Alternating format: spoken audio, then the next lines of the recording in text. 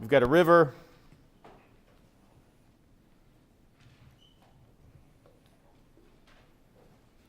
And we'll just have the speed of the water be constant. It'll be a special river where the water has constant speed across the whole thing. You know, a real river, the water moves fastest in the center and slowest at the banks, but that's okay. We'll make it have uniform.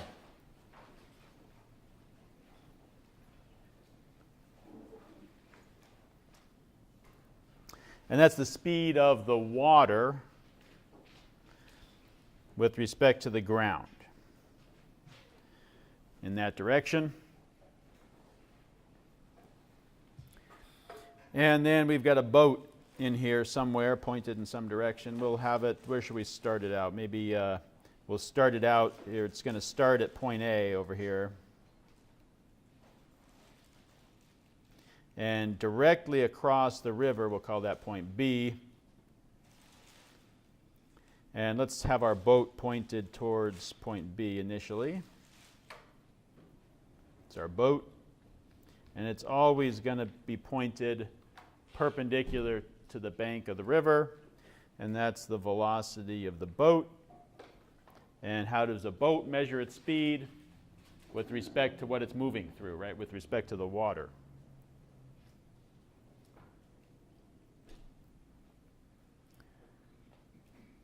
And we want to know where's the boat going to end up? Where is the boat going to end up? At B? Which upstream from B? Or downstream from B. So somewhere over here, right? Maybe over there, point C. That's kind of what our guess would be. Okay.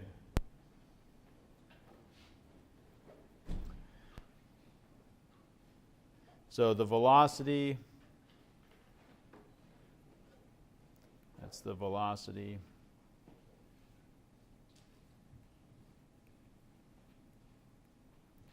Velocity of the water with respect to ground. The velocity of the boat with respect to the water.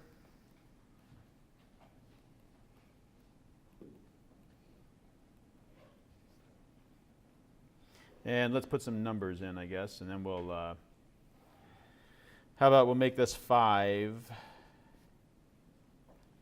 km per hour. What is it, east? And we'll make this 10 km per hour north. As I showed in the drawing. Okay?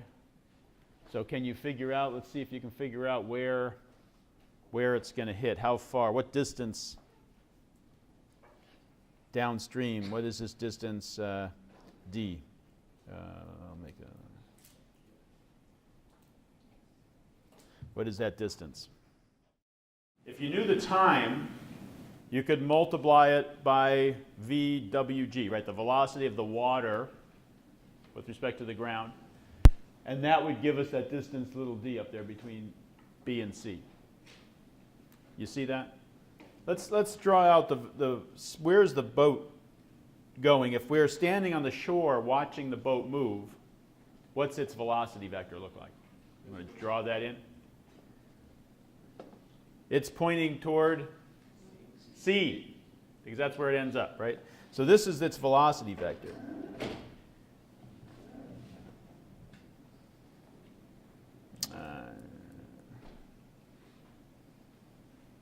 I'll do it down here. I'm running out of room there. The velocity vector, we've got an A,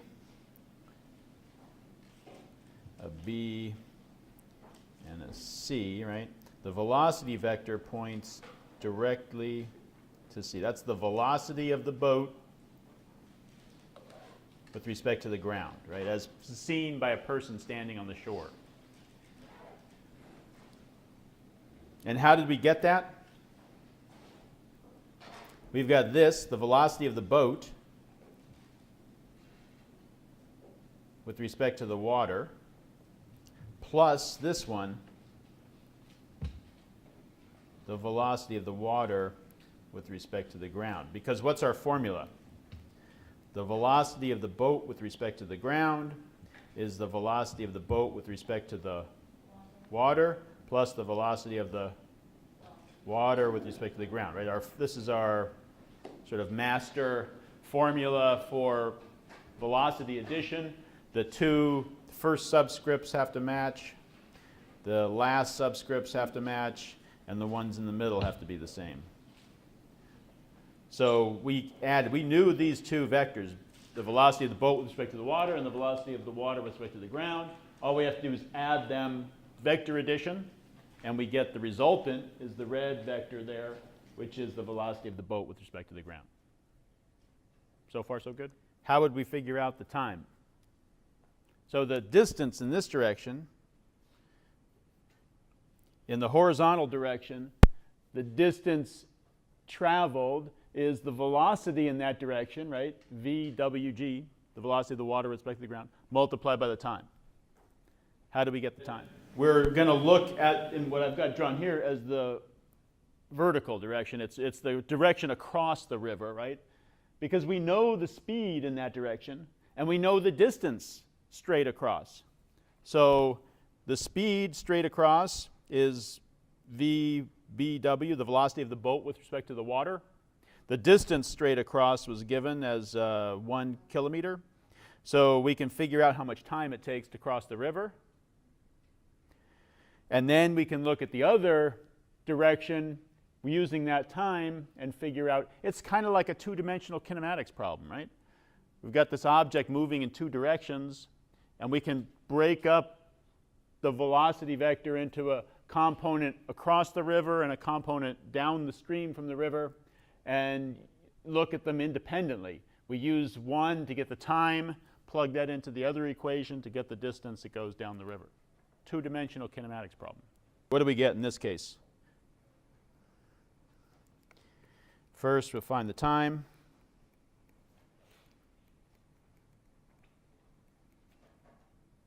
Why don't I put an x and a y on here just for the heck of it. We'll call this our x direction and this our y direction.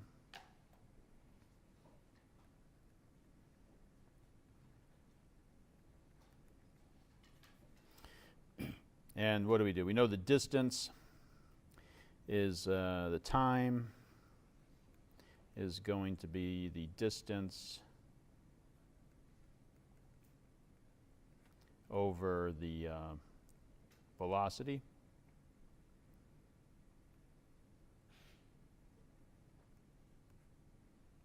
Was it 10?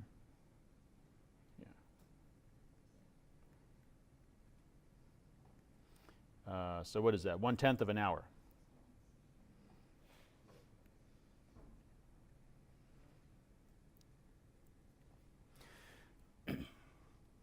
And now we can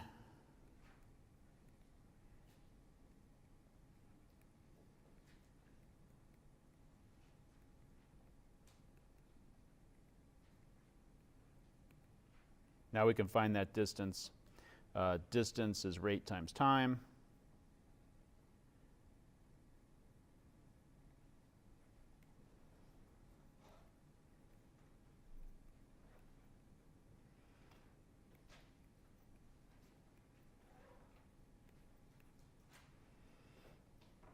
And what do we get? 5/10 is a half, right?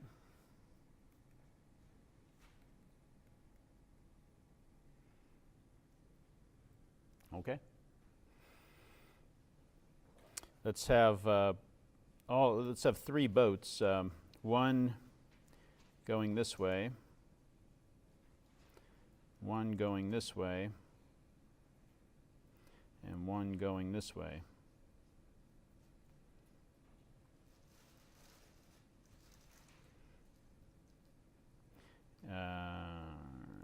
We'll call this, what do we want to call this?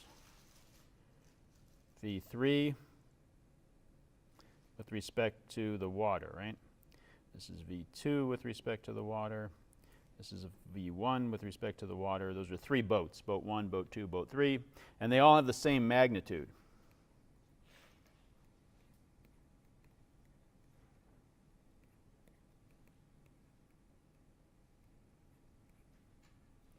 And the water's coming this way.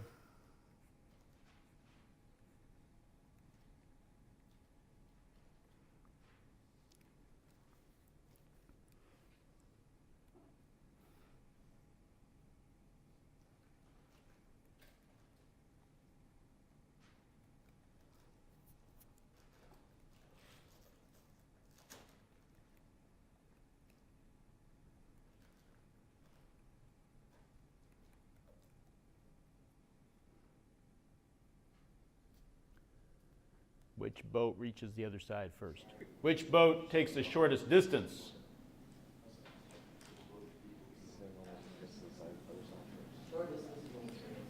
Which boat has the shortest path? Question 2 here, question B. Which one? 1. Because it's going like this. What's it doing? It's got a velocity that looks like that. And what's the water doing? Pushing it kind of back this way. And so what the boat is actually doing, almost straight, right? Depends on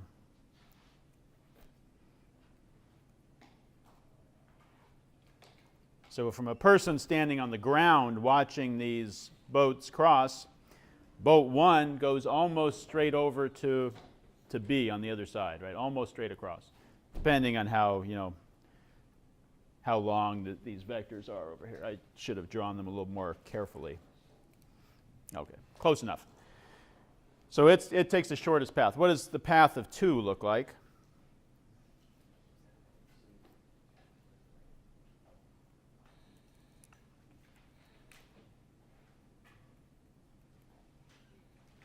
Boat 2 is going this way.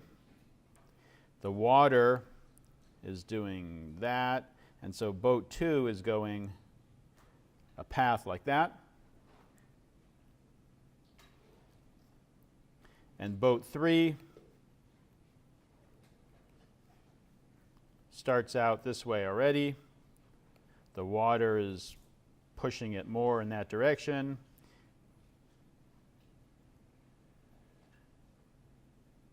And so V3 is like that, right? So so 1 ends up somewhere near here. 2 ends up down here somewhere, and 3 ends up down here somewhere, right? Okay. So the shortest path across is boat 1.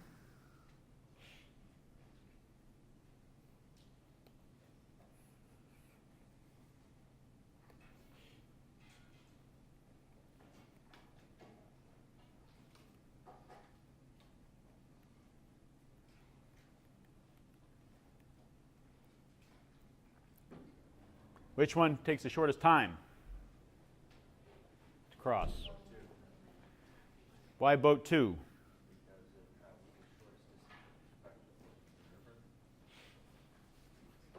What's going to determine how fast it takes to cross the river?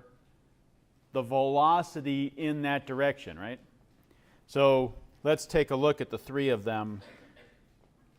Boat 1, the velocity in that direction is the red arrow here, right? Right, the component of V1W that's pointed across the river. What's the velocity in the direction for boat 3? It's the blue arrow here. Right, the component of V3W that's pointed across the river. Those are both less than V2W, right?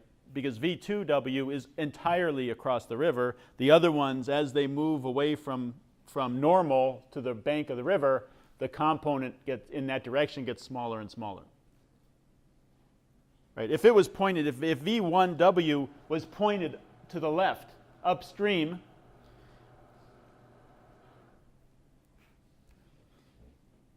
got to watch those buttons I keep bumping into. If V1W was pointed to the left, upstream, how long would it take to get across the river? It would never get across the river, right? It has zero component of its velocity in that direction. It would just keep going upstream, or maybe the water's stronger, it's pushing it downstream, I don't know. But it would just keep moving along in that direction. It would never get across streams. It has to have some component of velocity in the direction to get across the stream. And as those vectors point more and more normal, because they're all the same magnitude, as the angle gets closer and closer to normal to the bank of the river, then we get a bigger and bigger velocity in that direction, and they're all the length, the width of the river is the same. So the one that has the bigger velocity in that direction gets there first. Again, if we call this the x and the y, it has the largest velocity in the y direction.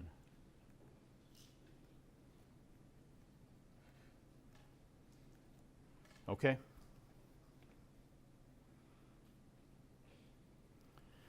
Which one is moving the fastest as observed by someone standing on the shore?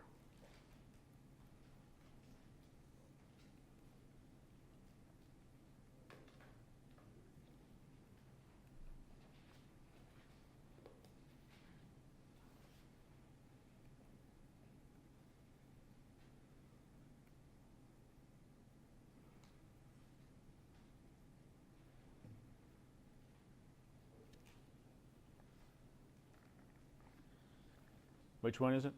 3. Which one of those red lines is the longest? 3, right? So the velocities are adding, as the vector moves more and more downstream, the two components add more and more. Instead of, like in the first case, they're almost subtracting from each other. Again, if you're sort of having trouble picturing some of these things, take it to an extreme.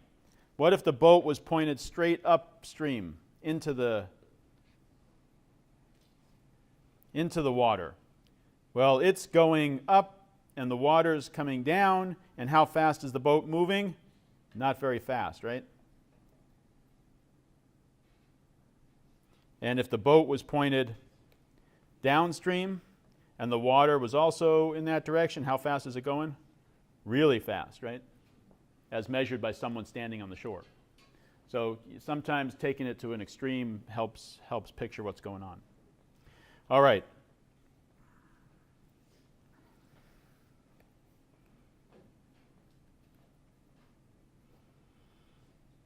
Three. There we go.